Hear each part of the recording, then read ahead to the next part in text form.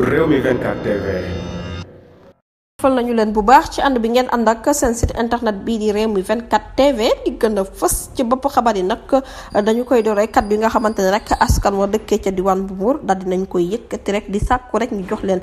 bopp moomeel bii di centre des œuvres université bu Dakar ñu jippee ko nag kuddu ñoom population Mbour ba nag la ñu daal di xam ne rek rawatina nag liggéey bu am solo bi nga xamante ne daal dinañ koy def ci élection présidentielle yi nag ne nañ ginnaaw bu ñu félicité ba noppi jaajëfal ki nga xamante moom mooy président Bassirou Diomaye Faye ci ndam li rëy li nga xamante ne rek daal dina koy am ci élection yi nga xamante ne moom la ñu génn niki ñaar fukki fan ak ñeent ci weeru mars ci atum 2024 daal dinañ koy jox nag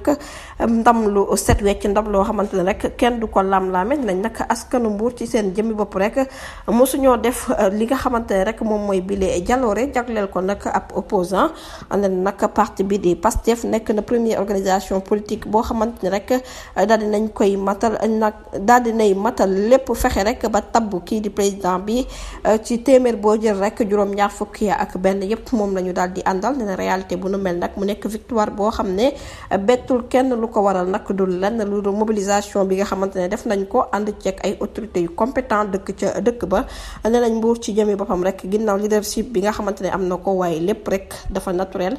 charisme ba noppi ak lépp loo xamante ne rek loyauté la jëmale ko nag ci yenn générosité yi liggéey nañ ci nag liggéey bu am solo ci langum politique bi rawatina nag ndam lu rëy li nga xamante ne rek jox nañ ko kii di président de la république Bassirou Diomaye Diakhar Faye ci élection yi nga xamante ne moom la ñu jàll ne nañ nag boobulee loyauté nag moom mooy daal di wéy ndax seen leader bi ci seen jëmmi bopp rek daal dinay défendre position yoo xamante ne rek ku am courage dëgg moo ko mën rawatina nag nga nekk leader ci parti bi di Pastef nga xamante ne rek lépp xewoon na fi ne nañ nag niki tey jii ñoom ña faree ca diwaan bu Mbuur ñu ngi seen ginnaaw leader lu mu tànn loolu lañ tànn lu ñu bëgg moom la ñu bëgg bépp effort boo xamante ne bëgg na ko rek loolu la ñu bëgg ba réaliser nag bile projet ne nañ nag ñu ngay jagleel kaddu yi son excellence monsieur le président de la république que ne nag mu daal di am rek ab reconnaissance boo xamante ne rek da leen koy jagleel ci élection yi nga xamante ne rek moom moo jàll ginnaaw ndam lu am solo yi nga xamante ne rek daal dinañ ko ci réaliser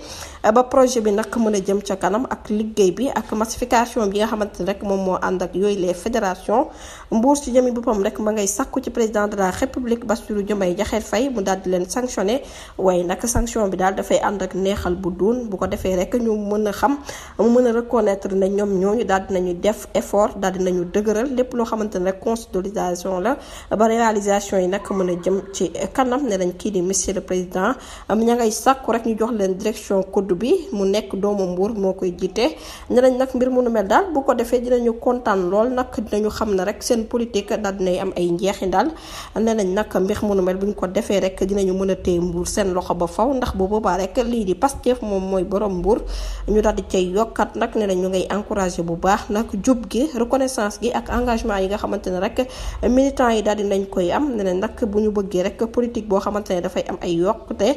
nañu def mbir mu nu mel bu ko defee rek ñu mën a récupérer nag voix yépp nag opposition locale bi ñu daal di leen koy jox ñun mun koo gagné pour ñu jeexal nag ne na ñu ngay sàkku ci monsieur le président de la république